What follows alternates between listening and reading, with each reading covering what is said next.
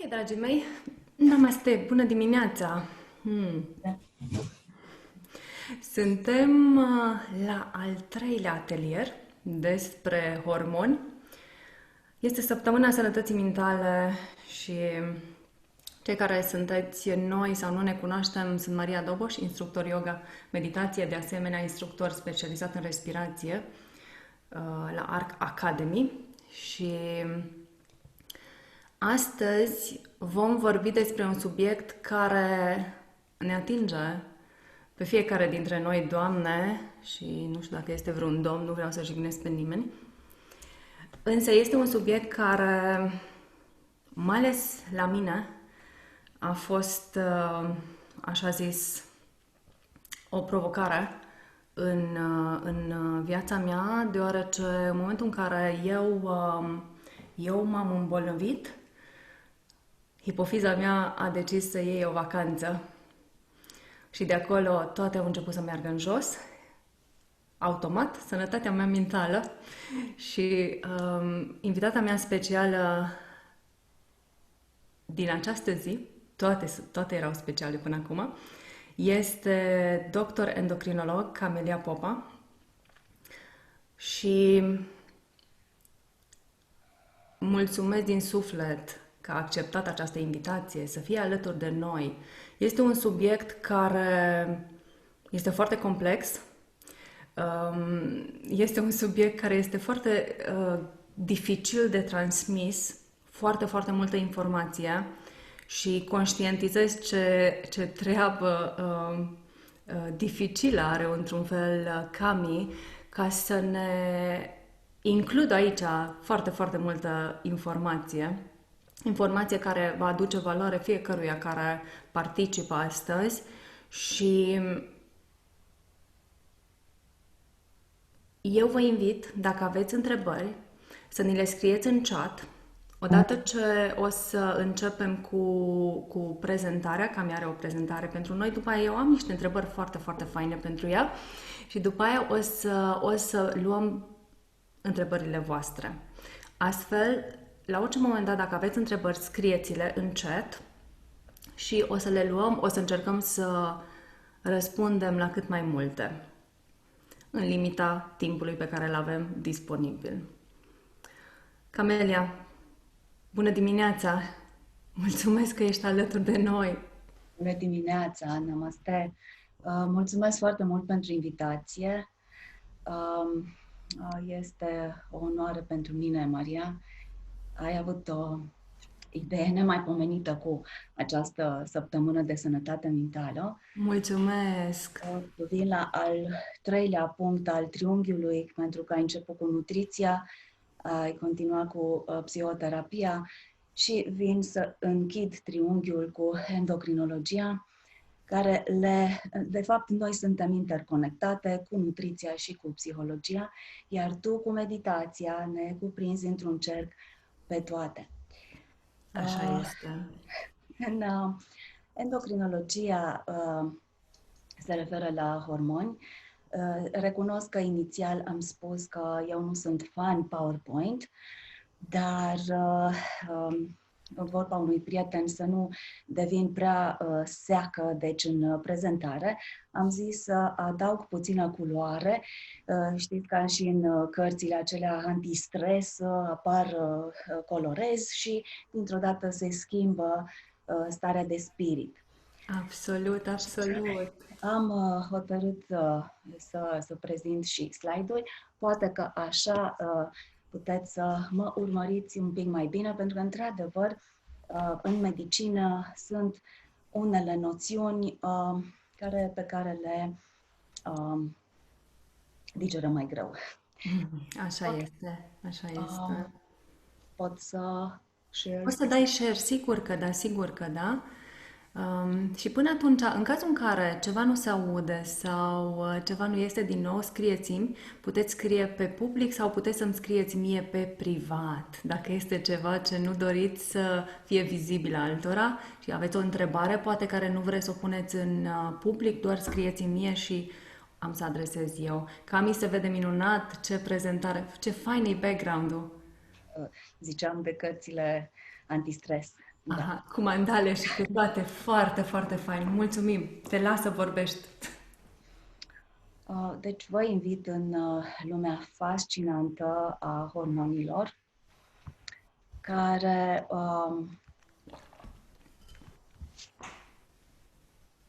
nu mai să meargă și următorul slide. Poate sus în... Ok, până cam e încep. Uite că merge, se vede. Super. Deci sunt subiectele despre care aș vrea să vorbim astăzi. Sunt complexe. Poate nu o să reușim să acoperim și cu siguranță nu reușim să acoperim chiar ce trebuie să spunem despre ele. Sunt foarte multe și este foarte mult de spus. O să încep să avem o prezentare, să știm despre ce vorbim. Deci acest sistem endocrin, adică sunt glânduțele care secretă hormoni, care eliberează în sânge și ei se duc la țesuturi, chiar și la distanță, și prin anumite mecanisme ne reglează activitatea noastră. Acum, o parte dintre glandele, zic o parte pentru că avem și țesuturi pe care nu le cunoaștem, care nu sunt glande propriu-zise, dar care totuși secretă și ele hormoni. De aici vine și fascinația. Deci, voi vorbi despre, în subiectele de astăzi, despre glanda pineală, despre care știm cu toții că secretă melatonina, dar secretă și alți precursori ai unor hormoni, ai fericirii și așa mai departe. Această glandă pineală având un rol foarte important atunci în ritmul de somn, starea de somn. Este hipotalamusul, nu este glandă endocrină, dar este situat în creier și el este un centru care apare pe axul hipotalamo-hipofizar, deci glanda pituitară este glanda hipofizară, glanda situată în spatele nasului nostru. Și atunci această glandă are și ea foarte mulți hormoni care, de fapt, acești hormoni ne controlează fiecare glânduță și, în final, viața. Coborând la tiroidă, hormonii tiroidieni care sunt secretați acolo, de asemenea, intervin în foarte multe și voi vorbi un pic mai în detaliu mai târziu. Timusul care regresează, îl avem în copilărie, dar cu mare importanță. Glandele suprarenale, pancreasul este important în diabet, pancreasul endocrin secretă insulina și glandele suprarenale cu hormonii, cu cortizolul, hormonul de stres, catecolaminele, adrenalina, responsabilă de tensiunea noastră, de tonusul nostru, de nervii noștri, de starea de bine.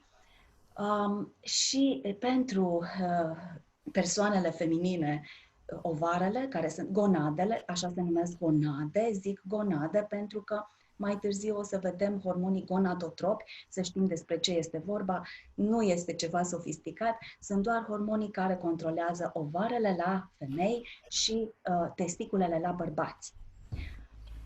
Și atunci, dacă am făcut așa o prezentare cât de cât, o să ajung la tiroidă unde tiroida este o glandă destul de mare, este situată la baza gâtului, imediat sub piele, stă practic pe trahee și este în legătură cu foarte multe, cu pachet vascular, carotidă jugulară, corzile vocale, cu butonul esofagian, de aceea putem să avem diverse semne și simptome care să ne deranjeze atunci când ea are o problemă, dacă este mai mare și compresează pe aceste structuri. Hormonii tiroidieni sunt T3 și T4, ei sunt așa 3 și 4 și 1 și 2 din cauza legăturilor chimice și nu intrăm în detalii. De asemenea, calcitonină. Ce este important este că TSH-ul în românește citim invers decât în engleză. Hormonul de stimulare tiroidiană. Deci TSH, de la coadă la cap, e hormonul de stimulare tiroidiană. Acesta se află în hipofiză. De aceea trebuia să-ți vorbesc despre ea. Deci Mhm. hipofiza ne controlează tiroida, dar și tiroida, prin secreția de hormoni tiroidieni, controlează hipofiza. Deci este un cerc. Și atunci avem dacă tot ai spus că este sănătatea mentală în Anglia, de fapt La noi și la noi. Adică facem noi dacă nu este, nu? recunosc că ai o sensibilitate față de Anglia pentru că ai trăit mult acolo și eu am o sensibilitate față de Statele Unite. Da, ei în 1888 în Anglia, în Londra, Consiliul de clinicieni pe vremea aceea au descoperit mixedemul. Mixedemul, pe cât este de așa pompos cuvântul, este de fapt simplu, este un deficit al funcției tiroidiene, adică tiroida este leneșă. Tiroida este leneșă, este înceată și atunci afectează în timp, în foarte lung timp, să nu ne speriem, Da, da. foarte multe organe, printre care și creierul. Deci creierul este foarte important. Și atunci, de aici pornind clinicienii, au fost pași foarte scurți să descopere că haide să vedem ce se întâmplă când tiroida este înceată sau când tiroida este foarte turată. Și avem acest hipo și hipertiroidism.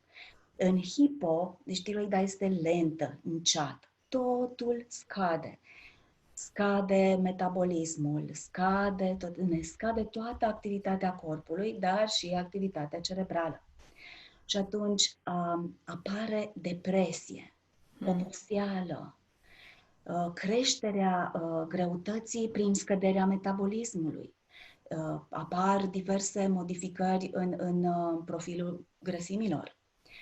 Și atunci apar indirect, deci din depresie și indirectă, pentru că scade interesul social, scade apetitul sexual, scade libidoul și atunci, din nou, depresia. Deci în hipotiroidie, hormonii sunt scăzuți și TSH este crescut. Cel din hipofiză care controlează încearcă să recupereze cumva. În hipertiroidie avem exact opozit, dar, foarte interesant, avem depresie și aici, pentru că în hipertiroidie, deci tiroida e foarte, foarte turată, sunt secretați foarte mulți hormoni tiroidieni, sunt eliberați în sânge, totul crește, în primul rând rata, debitul cardiac cu pulsul, tahicardia apare, clar, și toată starea noastră, deci starea se perturbă, apar insomnii, deci implicit și indirect apare depresia, din nou oboseala prin supra-solicitare. Numai că aici, de regulă, crește, deci scade greutatea corporală, crescând metabolismul, rata metabolismului, numai că sunt situații când și greutatea poate să crească în hipertiroidie. De asemenea, deci avem în hipertiroidie, deci atunci chiar avem nevoie, dacă ajungem în stări mai grave și de tratament, putem să avem nevoie de tratament antidepresiv sau cu somnifere, pentru că este foarte rău și este de preferat să nu se ajungă acolo, deși s-a constatat că în depresie, deci TSH-ul se modifică, anticorpii se modifică. Da. Dacă cineva ar vrea să vadă ce se întâmplă cu tiroida, ce teste ar trebui să cerem sau ce ar trebui la ce ar trebui să se uite un endocrinolog când vine vorba de a testa tiroida, dacă este ok, dacă funcționează așa cum este? Deja în zilele noastre, cu Google și cu că suntem autodidacți sau că auzim de la alții, deja foarte multă lume se investigează de tiroidă. Medicii de familie pot să scrie gratuit TSH-RT4 și atunci lumea este mult mai atentă pe linia tiroidei. Probabil și informată, că avem acces la atâta Da, informație.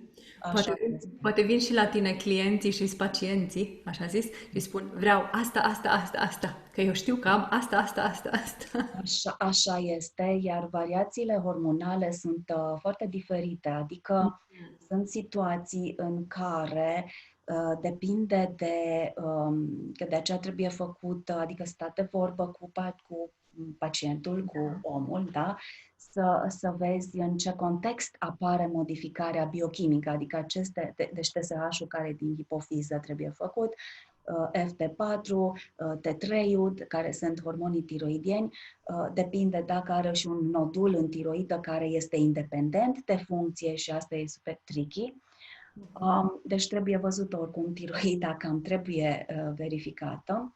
Ce ar trebui, adică ce ne spun valorile TSH, acum să le spun așa, și FT4? Ar trebui să ne speriem de ceva sau... În principiu nu trebuie să ne speriem, trebuie să gestionăm, dar TSH-ul, deci poate, cum ziceam, că este hipo- și hipertiroidia, da? Deci ele apar modificate. Dacă una dintre ele, de exemplu, TSH-ul, da? TSH-ul este hormonul din hipofiză care controlează tiroida.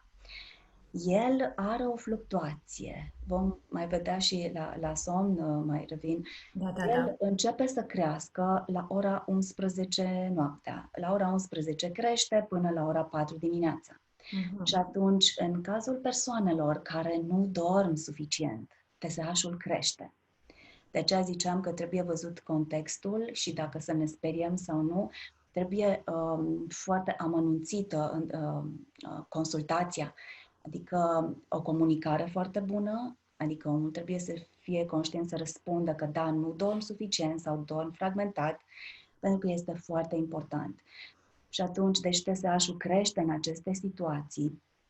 TSH-ul crește și la oameni, la persoanele care sunt peste 60 de ani. Observăm un TSH moderat crescut și care nu trebuie să ne sperie, dar dacă există și anticorpii crescuți, se dă tratament pentru a nu ajunge în depresie, cu o cantitate mică de hormon tiroidian, tocmai pentru a preveni depresia. Dar există situații în care TSH-ul și FRIT4 sunt modificate, dar este un alt substrat psihologic acolo. Sunt persoane care, având multe probleme și acumulate în timp, ajung să somatizeze. Noi toți ajungem la un moment dat să somatizăm. Cum a spus colega mea psihoterapeută ieri, primul este stomacul. Deci apare durerea de stomac, mă doare stomacul, mă doare burta, deci durerile intestinale. La acești oameni, TSH-ul este ușor crescut, dar nu se dă tratament hormonal. Se continuă investigațiile, eventual o psihoterapie cred că este urgentă, becul roșu de făcut și deci de rezolvat mai întâi acea problemă și atunci TSH-ul revine și el la normal fără medicație. De asemenea și oamenii care au probleme cu memoria, în demență, tot așa pot să apară tulburări.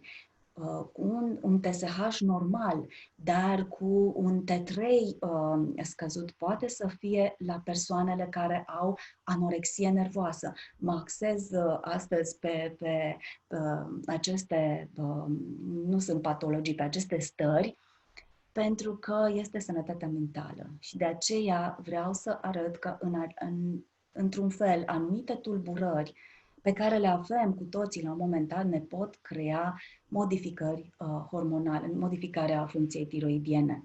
Când vine vorba de, scuză-mă, când vine vorba de afecțiunile tiroidiene, ce fel de tulburări ale sistemului nervos pot apărea? Depresia care este îngrozitoare și neapărat trebuie dat tratament pentru tiroidă, mai ales și la pacienții care sunt cu episoade maniaco-depresive. Deci cu alternarea, da, stărilor de furie cu depresie, toți suntem mai anxioși la un moment dat sau toți avem perioadele de depresie. Este foarte important până se echilibrează la acest nivel psihologic să fie administrat un tratament cu levotiroxină, cu hormon tiroidian, pentru a echilibra. S-au făcut studii și s-a constatat că se reduc acele episoade, dar cu mare, mare atenție, pentru că se forțează un pic o modificare a biochimiei tiroidiene, TSH-ul să rămână foarte scăzut și T4 să crească mai mult decât normalul, tocmai pentru aceste stări psihologice. Iar la tratamentele pentru depresie s-a constatat că tratarea cu hormoni tiroidieni este acolo unde biochimia este normală, nu este eficientă. Mai eficient este un tratament placebo. Totuși, la anumite persoane care au alte probleme cu dependență de droguri, dependență de alcool și altele, s-ar putea încerca un tratament doar cu T3, nu cu levotiroxină, cu triodotironină, pentru că la nivelul creierului noi avem foarte mulți receptori pentru T3. Deci hormonul din tiroidă. Da, sper că n-a fost foarte... Nu, oricum, dacă nu se înțelege ceva, să știți că voi distribui online înregistrarea de astăzi, așa că o să aveți toate informațiile, puteți să reascultați. Aș avea încă o întrebare în legătură cu sistemul nervos, Cami. Cât de frecvent este întâlnită tiroida autoimună în afecțiunile sistemului nervos? E foarte, foarte întâlnită, de aceea când ai spus dacă să ne speriem sau nu, să nu ne speriem nici pentru că acești anticorpi antitiroidieni sunt foarte întâlniți mai mult de jumătate la sută, deci peste 50% în afectarea sistemului nervos central și asta întotdeauna spun că în bolile autoimune folosim mai degrabă alimente care conțin seleniu. Eu sunt pentru această înclinare spre natural. Atunci când trebuie, există, da, când obligatoriu trebuie să dăm tratament hormonal, dar când putem să luăm, de exemplu, alunele braziliene, semințele de floarea soarelui, peștele, ouăle, deci conțin seleniu. Seleniu este foarte important în acești anticorpi crescuți, nu numai pentru tiroidita autoimună, dar și pentru toată patologia autoimună. Și de regulă, când există o boală autoimună, șansele să mai coexiste și alte boli autoimune cresc. Deci sunt foarte mari. Înțeleg. Ok. Da. Poate ar fi bine să trec și la axul hipotalamo-hipofizar, pentru că aș vrea puțin să intrăm, să vorbim și despre somn. Și despre menopauză, nu? Și despre menopauză, da. Haideți atunci să vorbim despre menopauză. Ce semne apar la perimenopauză? Nu știu dacă este cuvântul corect în română. Și la menopauză. Da. Premenopauza și menopauza pentru femei produc cele mai mari dezechilibre ale sistemului nervos. Asta nu numai din studii, că sunt peste 85% care prezintă aceste semne și simptome, dar le și văd în cabinet. Așa este, sunt îngrozitoare aceste stări pe care organismul poate să le dea în această perioadă în care ciclurile menstruale s-au oprit. Da. Se întâmplă în general, deci după vârsta de 45 de ani și atunci este foarte important să știm că, de fapt, tot hormonii normali sunt implicați aici. hormonii noștri, hormonul feminin, estrogenul, deci estrogenii scad foarte mult. Estrogenii și din acest desen, sper că oricum se vede sau am un alt. Da. Aha. Am ajuns cu ovarele. Vreau să te felicit, prezentarea ta PowerPoint-ul e minunat, deci eu nu mă prind. Am fost ajutată. Și atunci, haideți să vedem. Ziceam de glanda hipofiză cu gonadotropii la început, FSH-ul și LH-ul. Tot așa, hormon de stimulare foliculară, de la coadă la cap, hormon luteinizant, da? Și atunci, ei controlează ovarele și invers. Deci sunt în interconexiune. Estrogenul și progesteronul este secreția locală. Dar acești hormoni sexuali sunt secretați, sunt produși și de glandele suprarenale. De aceea, și noi, femeile, avem din hormonul masculin, pentru că testosteronul se produce și acolo, și bărbații au estrogen și progesteron pentru că se produce și acolo. Și atunci, acești gonadotropi, FSH-ul și LH-ul, se modifică în funcție, estrogenul scade și ei încearcă din răzputeri să echilibreze și ei cresc. Deci în menopauză crește FSH-ul, da? FSH-ul și LH-ul. LH-ul este mai mult responsabil de ovulație, deci foliculostimulant hormonul, deci hormonul FSH și el crește. Și asta înseamnă că ovarul începe să se micșoreze. Estrogenul este foarte important în aparatul cardiovascular, în sistemul osos, în mineralizare osoasă. Rămân oasele neprotejate, ajungem în osteoporoză. De aceea, pentru a nu ajunge totuși în osteoporoză, este foarte important să ne expunem la soare, să ne plimbăm în aer liber și să luăm ca și supliment vitamina D. Să nu ajungem la tratamente mai complexe, mai complicate, cu efecte, pentru că orice pastiluță are efect asupra sistemului nostru, da? Organismului nostru. Fac excepție și spun că în endocrinologie tratamentele sunt foarte importante în situații în care ei sunt perturbați. În momentul când se normalizează, este ok. Și de aici nici miturile care, trebuie să iei Eutirox toată viața. Nu, sunt excepții. Excepții când te naști fără glanda tiroidă, când este extirpată chirurgical și atunci ai nevoie de tratament de toată viața. În rest, oricând, prin echilibru psihologic, nutrițional, noi putem să echilibrăm tiroida și nu mai avem nevoie de tratament. Și tiroida, și ovarele, practic toate sistemele noastre endocrine. Și atunci, revenind la menopauză, semnele, deci, sunt foarte date de acest estrogen scăzut.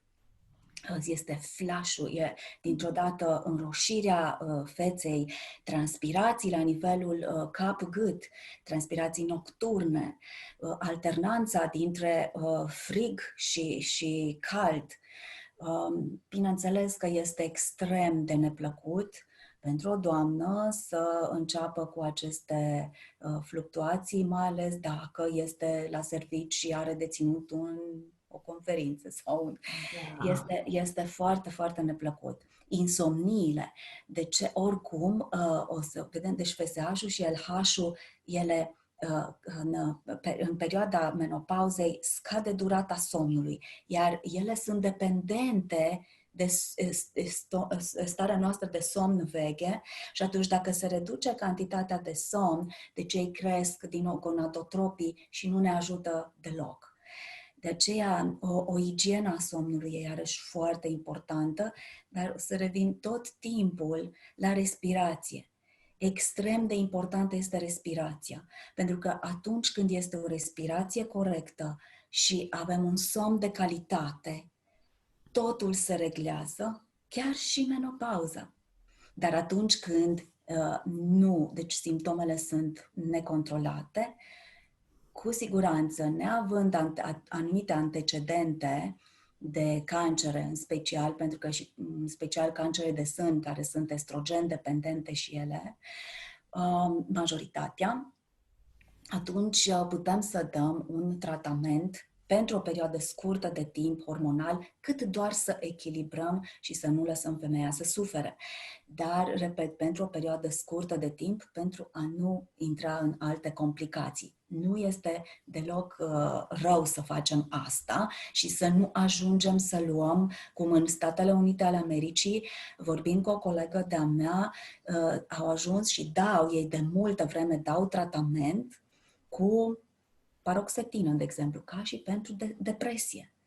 Deci, un tratament puternic, un tratament care ne afectează starea noastră generală. Da? Fluoxetina, paroxetina nu sunt deloc ușoare. Și atunci este bine să echilibrăm, deci dintre două orele alegi cel care e mai puțin rău, este bine să vii cu puțin estrogen, poate chiar și testosteron, deci androgen, și echilibrăm femeia în menopauză care are tulburări foarte, foarte mari. Și să fim cât mai înțelegătoare, nu? Cu această... Aici aș vorbi cu familia să fie cât mai înțelegătoare, pentru că doamna trece printr-o perioadă de fluctuații hormonale și trebuie să fie înțeleasă și susținută exact ca și pacienții care prezintă depresie. Pentru că tu nu vrei să fii așa, hormonii vor. Absolut, absolut. Cam eu mă regăsesc în tot ceea ce ai zis acum când ai vorbit, deoarece știi, eu pe vremea respectivă când m-am îmbolnăvit la mine hipofiza, cum am zis, a luat o pauză și intrasem în menopauză și eu și am trecut prin toate astea și fiind o corporatistă unde munceam, deci era presiune enormă pe mine, cu cât că deja eram, așa mă jucam din stările astea de depresie, în anxietate și era așa era foarte, foarte greu. Revenind la somn, că ai menționat, chiar săptămâna asta cu profesorul de la clinica Buteico, ne-am uitat peste niște studii aici ne-am uitat la oameni cu apnee de somn, dar în general, cât de important este să avem un somn bun, cât de important este să ne corectăm respirația, că în momentul în care și respirația noastră este defectuoasă, somnul este defectuos, ceea ce afectează hormonii, grelina, leptina. Deci atunci mâncăm foarte mult. Mâncăm foarte mult, grelina crește, mâncăm, ne este foame, în continuu vrem să băgăm ceva în gură, vrem carbohidrați, vrem ceva care să ne dea iubire, pentru că acolo sunt și alte probleme psihologice. Și pe partea cealaltă, leptina nu prea ne ajută să simțim satietate. Da. Și, din nou, observăm că atunci, de cele mai multe ori, grăsimea se depune pe limbă, se depune în zona gâtului, deci se obstrucționează această zonă, de asta și apnea de somn, deci este o obstrucție, una dintre, deci nu vorbim de cea centrală, vorbim de apnea de somn obstructivă și, de asemenea, avem grăsime pe partea abdominală, la organe. Deci iar cât de important este mișcarea, cât de important este starea noastră și fizică pentru o stare bună, o stare mentală sănătoasă, cum ar veni, să avem un somn bun ca să ne funcționeze toate sistemele fiziologice ale corpului. Da. Cum putem ameliora stările provocate de menopauză, Cami? Ce ai putea să ne spui? Păi, prin aceasta, în primul rând, cum am zis, igiena Doar somnul, da. Ar mai fi altceva ce ai sugera pentru menopauză. pentru menopauză, da. Iarăși depinde de ce context este. Este un subiect extrem de delicat. Uneori menopauza, deci este și știu că și altă colegă a avut pacientă care pur și simplu în menopauză s-a decompensat total. De ce? Deci în menopauză, vedem, este vârful icebergului, dar depinde cu ce venim ca bază. De aceea e foarte important menopauza și tulburările hormonale, dacă vin pe un sistem niște probleme nerezolvate, poate să nască monștri, adică este incredibil și foarte greu de controlat și se poate ajunge la un tratament psihiatric. Deci trebuie foarte, foarte, deci înainte, în orice perioadă, trebuie să mergem la psihoterapeut în momentul când ceva vedem că nu este ok, ne apasă, ne tulbură. Mergem și cerem părerea, exact cum a spus el, măcar mergem, vedem ce se întâmplă. Dacă nu mergem, șansele sunt zero. Dacă mergem, pot fi 50-50 deja. Da? Dar, deci trebuie făcut asta. Da? Mai întâi mentalul. Deci să intrăm în menopauză cu un mental bun. Cu o atitudine bună, nu? Absolut. Cât de mult schimbă, sigur că da, și să fim informați, să știm ce se întâmplă, Să că fim altfel ne ia informați. ca și un tsunami. Deci Absolut. eu știu pe propria mea experiență În cum a fost. menopauză este puțin, pot să zic că eu le personalizez la fiecare pacientă în parte. Da? Depinde de context și de dacă are boli asociate. Da. Da, da, da, da, Funcție de asta folosesc anumite terapii. Iar cu somnul este foarte important. Somnul este guvernat de două sisteme. Sistemul circadian, așa este numit, sistemul circadian este ceasul nostru pe 24 de ore. interior, da, da, da. Și atunci el culege informații, practic, de la hipotalamusul conectat cu glanda pineală, iar vine melatonina, da? Și, de asemenea, are relații foarte importante de la factori externi de mediu, care cel mai important este lumina. Deci asta este sistemul circadian. Deci, melatonină, lumină. Alt sistem este sistemul somn-veghe. Acesta relaționează cu durata, deci, și intensitatea somnului nostru. Din jocul acestor două sisteme, de fapt, se eliberează hormoni care fluctuează în cele 24 de ore. Sunt unii hormoni care sunt dependenți de un sistem, de celălalt dominant sau de ambele, sau care se modifică și odată cu vârsta. Și atunci avem hormonii din hipofiză, am încercat din hipofiza anterioară, în special pentru că există și hormonii din hipofiza posterioară. GH înseamnă growth hormone, deci hormonul de creștere, prolactina, da? Observați că de hormonul de creștere este un desen frumos, că da, cresc. În hormonul de creștere, deci crește ce cresc extremitățile în primul rând.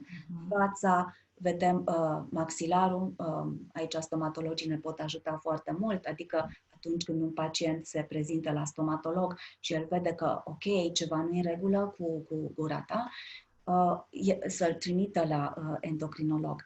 Pentru că este foarte important acest hormon de creștere. Dacă el continuă, este hormonul secretat de hipofiză, cum ziceam, dacă în endocrinologie orice este în exces și orice este în deficit trebuie echilibrat. Și atunci trebuie investigat. Acest hormon de creștere, dacă este crescut, dă acromegalia. Este o boală, este o tumoră prin care, deci tumora nu este cancer, știm deja.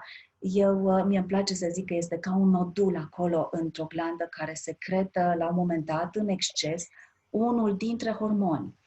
Și atunci, în cazul hormonului de creștere, în hipofiză apare în exces hormonul de creștere, dar de foarte multe ori este corelată această creștere și cu prolactina. Și apar multe alte complicații. Ok, în acromegalie, cum ziceam, apare o apnee, dar este apnee centrală de care vorbeai înainte, deci există tulburări de somn, de respirație, dar acest GH și prolactina cresc cu începutul somnului. Deci ele sunt dependente practic de somn. Dacă nu dormim, ele nu cresc. Cum ne punem la somn, încep să crească. Deci este, oarecum sunt mai cuminți, așa, sunt ok. Da? Vine TSH-ul de care ziceam, care tot din hormonul hipofizei, cu perioada lui între 11 și 4 și aici vin și zic că dacă nu are această fluctuație, scade secreția de hormoni tiroidieni, avem hipotiroidie și atunci apare apnea de somn. Da? Da. Care nu ne dorim. Deci, cu siguranță nu ne dorim. Apnea aceasta de somn este ca și cum ai zice tu, Maria, să ne ținem 10 secunde respirația. Apnea, care este apnee de somn, înseamnă reducerea cu 90% a fluxului de aer, ceea ce este extrem de normal solicitant. Iar dacă avem doar hipopnee și putem să avem, adică doar să scădem, și atunci se reduce fluxul aerului cu 30% când somnul este segmentat sau redus în intensitate. Deci tulburări de respirație categoric care la rândul lor, deci în endocrinologie tot avem cerculețe sau spirale, da? Ne întoarcem în cealaltă direcție și înapoi și înainte. Deci, foarte, foarte importante sunt tulburările acestea de respirație și, continuând, FSH-ul și LH-ul, de asemenea, cresc în timpul pubertății, cresc, la un moment dat sunt dependente de ambele sisteme, dar în menopauză, cum am zis, se reduce ritmul, deci somn veche și ele cresc foarte mult. De asemenea, testosteronul și cortizolul au fluctuații.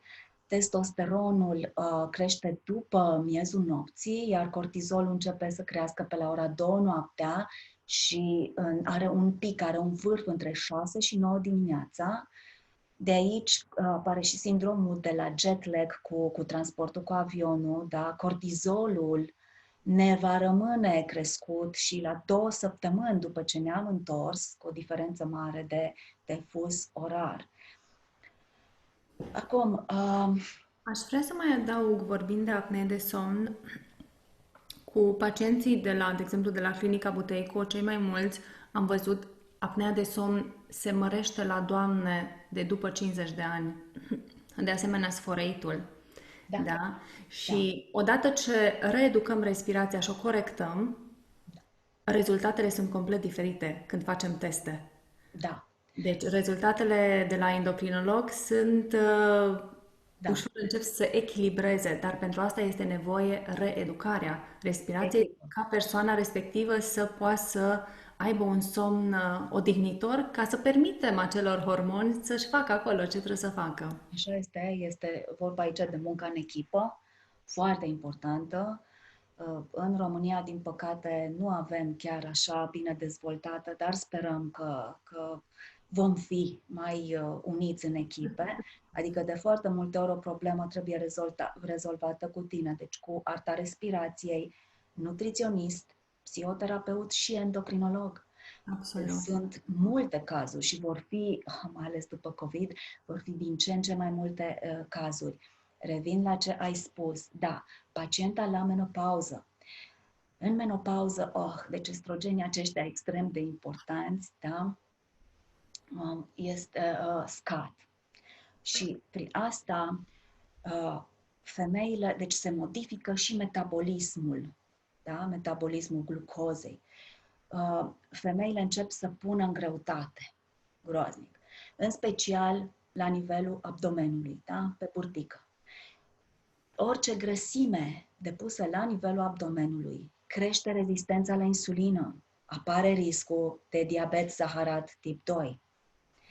În momentul în care apare pentru că, într-adevăr, și această tulburare de somn, deci este pe de-o parte, da, absența menstruațiilor, nici nu dorm bine, da, e insomnie, scade somnul, în timpul deprivării de somn, scade leptina, care este hormonul sațietății, crește grelina, care este hormonul foamei. Și atunci, într-adevăr, femeia se trezește dimineața și zice, leptina e prea puțină și zice, eu vreau să mănânc, mie mi-e foame. Și atunci, deci sunt două, da, vine și creșterea în greutate pentru că nu ai estrogen suficient, mai este și grelina și leptina și atunci E un cerc vicios.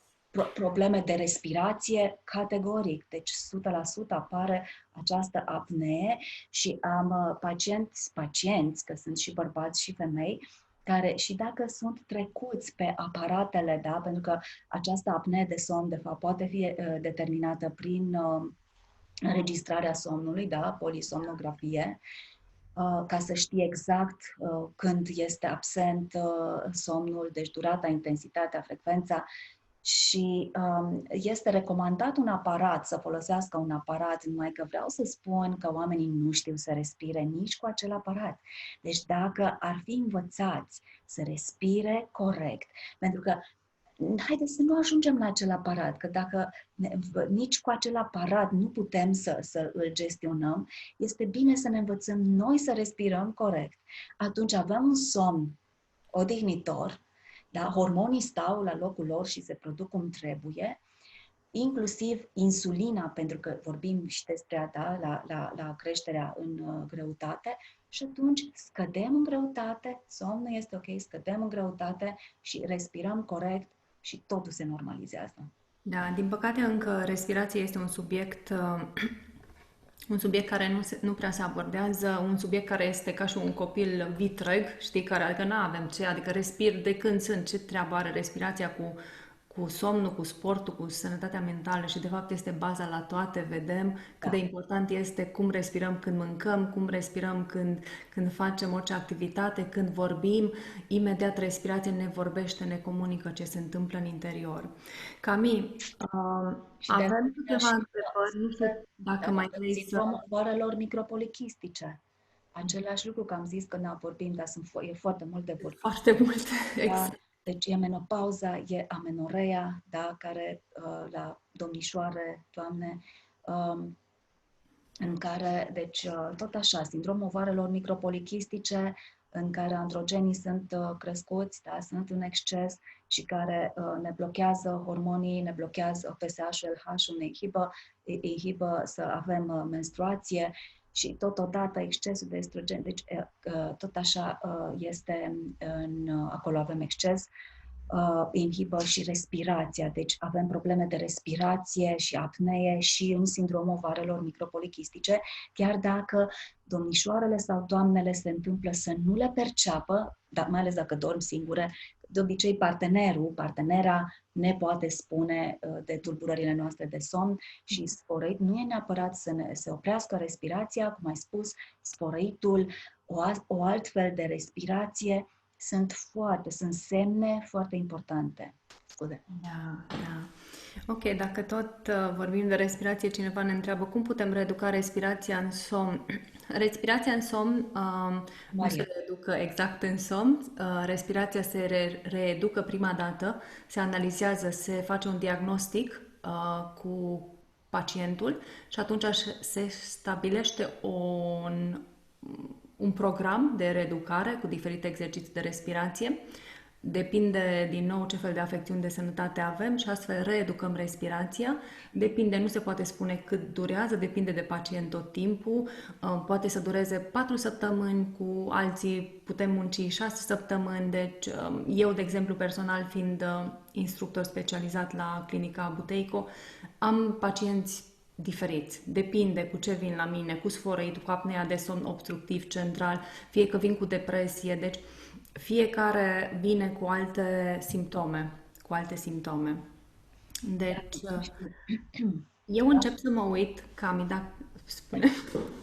E important să știm, tot așa legat, pentru că întotdeauna pe noi ne interesează greutatea corporală foarte mult, mai mult decât pe personajele masculine.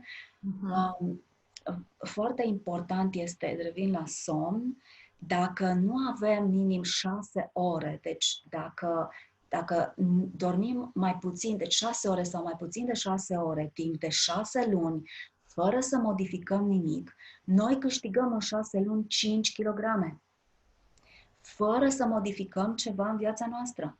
Deci doar că nu avem somnul odihnitor. Da, scuze. Deci e important să dormim bine. Să respirăm bine, în primul rând, ca să putem dormi bine. Da. Da, da, da. Legat. Ok. Am, am pe cineva care, și nu știu dacă poți să ne răspunzi la întrebarea asta și poate că este prea complexă. După naștere s-a umplut cu coșuri și pete roșii pe piele și de asemenea persoana respectivă a fost vegană o perioadă mai lungă și de 3 luni a început să mănânce lactate, de exemplu lactate din capră, de la capră și pește și carne. Deci, după naștere s-a umplut cu coșuri și cu pete roșii. Ceva cu hormonii sau dermatolog, nu știu. Deci, categoric, noi suntem implicați cu toți, de la, cum ziceam, că endocrinologia este de la vârful firului de păr până la degetul mic de la picior. Este interesant, foarte interesant de abordat acest caz, pentru că s-au produs categoric modificări în metabolism, În timpul sarcinii, nu? da, în timpul sarcinii, schimbarea dietelor, da, care atunci când organismul e setat pe ceva, cum am văzut, hormonii sunt foarte influențați de metabolisme și invers. Și atunci, când schimbăm ceva în metabolism, schimbăm și hormonal și este de investigat. Este de investigat. Bine, De probabil cel mai făcut bine hormon, de văzut ce anume, chiar dacă este o dereglare mică și poate fi făcută, da, în general, acnea poate să aibă cauze hormonale de foarte multe ori. Da. Deci este Doar indicat să care vedem, este ereditară, e altă poveste. este indicat să vedem un endocrinolog. Da. Da. De exemplu. Eu continui cu întrebările, Cami. Din nou, cu siguranță nu reușim tot timpul și eu știu asta din experiență să dau tot timpul tot ceea ce pregătesc, așa că deja ne-ai spus foarte, foarte multe lucruri importante și valoroase. Cineva mă întreabă, și deja undeva am răspuns la întrebare, de ce avem insomnii în hipotiroidie? Cum... Da, deci am zis că TSH-ul, da, care variază după 11 noaptea, da, crește până la dimineața, în insomnie, deci nu mai se produce această variație și, da, sunt foarte multe informații și atunci trebuie unele mai reluate și scade secreția de hormoni tiroidieni. Da?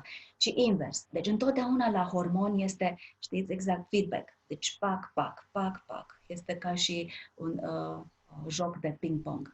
Deci întotdeauna hormonii influențează țesutul influențează hormonii și tot așa, într-un joc.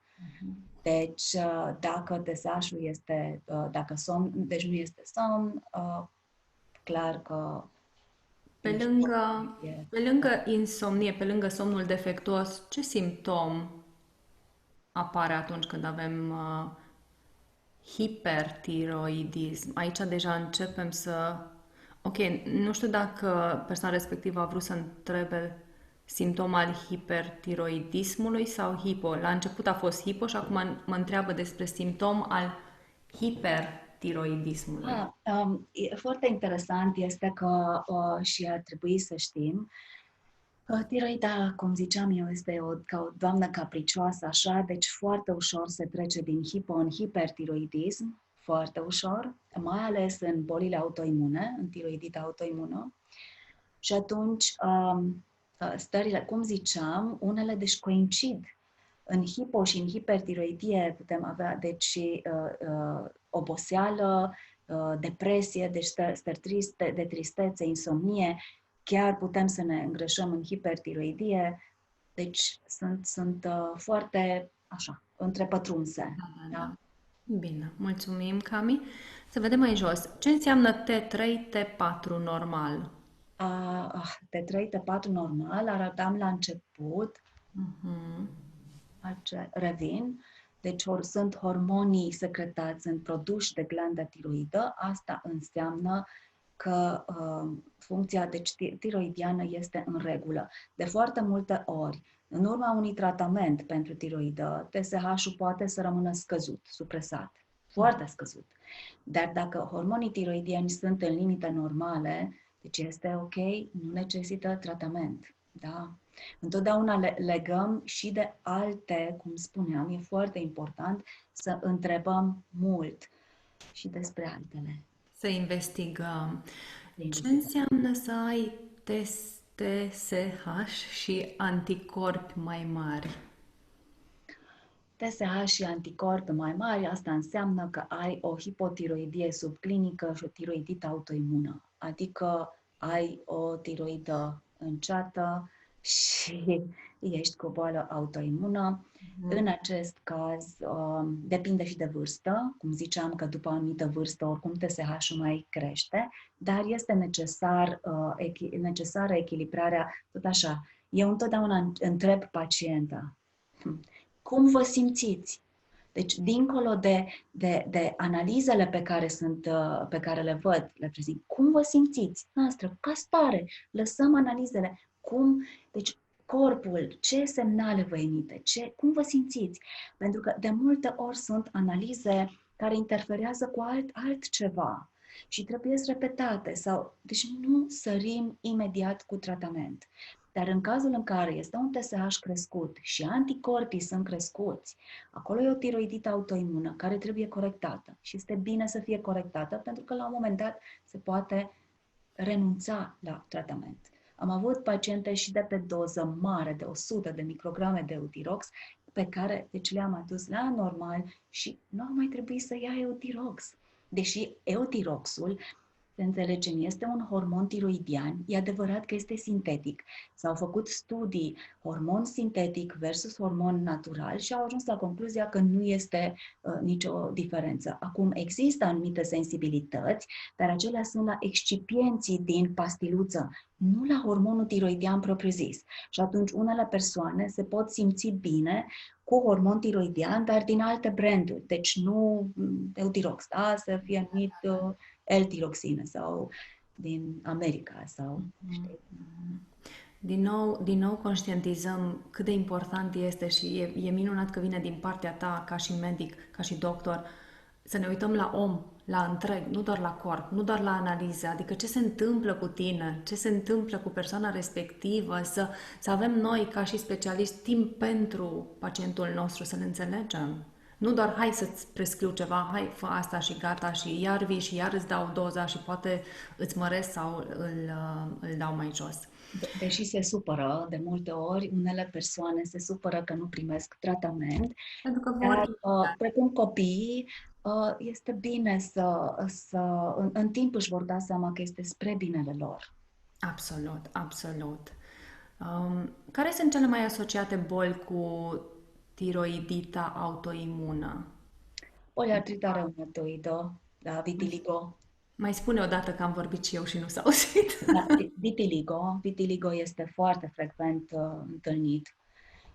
Este poliartrita reumatoidă, este boala Crohn, care e pe intestin, tocmai din cauza acțiunii hormonilor acestora tiroidieni asupra tuturor organelor, cum am zis, într-adevăr, foarte multă informație, acest mixedem, da, la un moment dat, deci afectează toate țesuturile. Și atunci, mai ales când este vorba de anumiți anticorpi, că până la urmă o boală autoimună înseamnă prezența de anticorpi împotriva propriului țesut. Și atunci trebuie să semnalăm dacă apar alte probleme de articulații, dureri deci care se mută, în fine, deja intru în medicină internă, dar deci totul este foarte corelat, cum ziceam. Minunat. Mai am două întrebări, Cami, și atâta vă mai rețin. Atunci când vorbim de insomnie, ai putea să revii un pic la prolactină. De ce este foarte mărită prolactina? Am zis că, da, prolactina scade crește la începutul somnului. Da?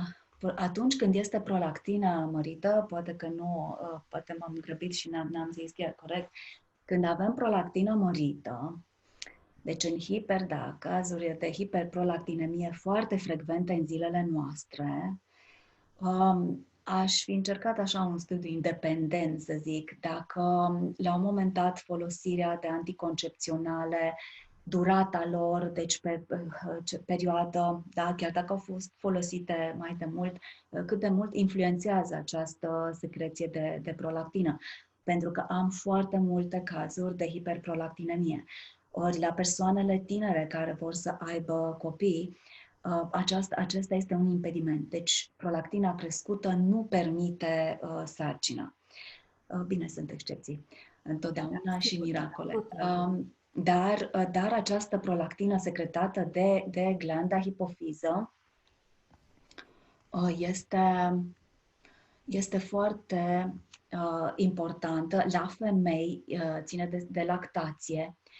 În general, când este foarte crescută, dar eu am observat că în zilele noastre nu mai se ține cont de tratate, de aceea trebuie să personalizezi pentru fiecare om. Prolactina crescută mult ar fi dat și mai am, dar foarte rar, paciente care prezintă secreție mamelonară. Deci o secreție transparentă mamelonară sau albicioasă, da? Acum există și anumite tratamente care implică asta, dar deci o prolactină crescută mai întâi trebuie văzut dacă, deci de cauza absolut, trebuie investigat dacă este foarte crescută și dacă un tratament natural nu revine la normal, asta investigăm glanda hipofiză, pentru că poate să fie o tumoră acolo care secretă prolactina. Cea mai bună tumoră hipofizară este prolactinomul, deci care secretă prolactina, pentru că se poate trata cu pastiluțe și nu cu intervenție chirurgicală. Dar în prolactina crescută, atunci avem oprirea menstruațiilor în general, deci de asta vin deci tot cerculețele, și acesta le aduce pe domnișoare sau doamne la medic pentru că se opresc menstruațiile, mai puțin pe domni. Domnii au probleme cu tulburările sexuale, deci de disfuncție erectilă când prolactina este crescută și ei nu vor să-și admită această problemă. Dar domnii care ajung la mine în cabinet sunt investigați hormonal categoric, pentru că știu că este o problemă delicată, eu încerc să-i întreb, cât mai delicat, dar totuși îi întreb. Pentru că, da, și deci tumora hipofizară, fie că sunt și tumori hipofizare care sunt nesecretante, sau cum ziceam, unul dintre hormoni începe și se secretă în exces. Tumorile acestea hipofizare pot să dea dureri de cap, care se intensifică, da, în frecvență. Apar tulburări de vedere, privire încețoșată și asta nu că stăm foarte mult cu ochii în computer. Deci sunt anumite semne pe care dacă ai dureri de cap care nu trec, dacă sunt asociate cu tulburări menstruale, este bine tot așa să fii investigat hormonal. Înțeleg. Ce ore ai recomanda pentru un somn odihnitor? Ce interval de ore? La ce oră să ne culcăm și... 11-7, clar. Deci 11 PM, 7 dimineața, categoric. Și ultimul... Dacă se poate, 10 jumate, 6 jumate și îți mulțumesc. A fost un atelier, știi cum? Ne apropiem de sfârșitul săptămânii așa high, știi? Așa frumos. Deci vom face așa un exit foarte, foarte minunat. Eu îți mulțumesc din suflet că ai venit încărcată cu multă informație. Aveam mai simpatic slide-ul acesta. Da, ce fain ești! Ceva mai... Foarte fain, foarte fain. Dragii mei, mâine o să încheiem Namaste. Da. Mâine o să încheiem săptămâna sănătății mentale cu ultima provocare din cele 7 zile de bunătate. Eu sunt mega super recunoscătoare. Ca și oricine, am avut emoții. Cum va fi săptămâna asta? La începutul fiecărui atelier, așa, un pic de stare de anxietate, normal, și cu fiecare dintre noi avem stările astea. Probabil și fetele cu care am făcut până acum, și Camelia poate să spună, și noi suntem oameni, deși suntem toată ziua în fața voastră, și noi trecem prin fel și fel de stări și la fel cum fiecare dintre noi muncim la noi. Și pentru mine a fost o săptămână încărcată în sensul bun. Știți cât de aproape este de sufletul meu sănătatea mentală, este o pasiune pentru mine să ajung la cât mai multe persoane. Respirația, yoga, meditația, de a dizolva această stigmă, această rușine când vine vorba de sănătatea noastră mentală. Deci la mine este așa un pachet. M-am întors în România cu o dorință arzătoare să ajung la oameni, să pot să ghidez omul spre a se cunoaște, spre a se simți, a se conecta cu sinele, a se accepta, a se iubi, a găsi acea putere interioară de a începe munca interioară. Deci a începe munca, să începem pas cu pas, să ne vindecăm, să devenim o versiune mai bună a noastră și să înțelegem că nu este ceva care o faci odată și de mâine gata. Nu mai trebuie să facem nimic la noi. Este o muncă continuă. Este o muncă continuă și pentru asta avem nevoie de răbdare, de bunătate, de iubire, de înțelegere, de iertare față de noi. Și asta am vrut să vă transmit săptămâna asta. Nu știu dacă am reușit, poate da, poate nu, poate la unii a ajuns, poate la unii nu. Și de multe ori știți cum e? Trebuie să auzim anumite lucruri de mai multe ori ca să ne cadă fisa. Și mie îmi cade fisa tot timpul.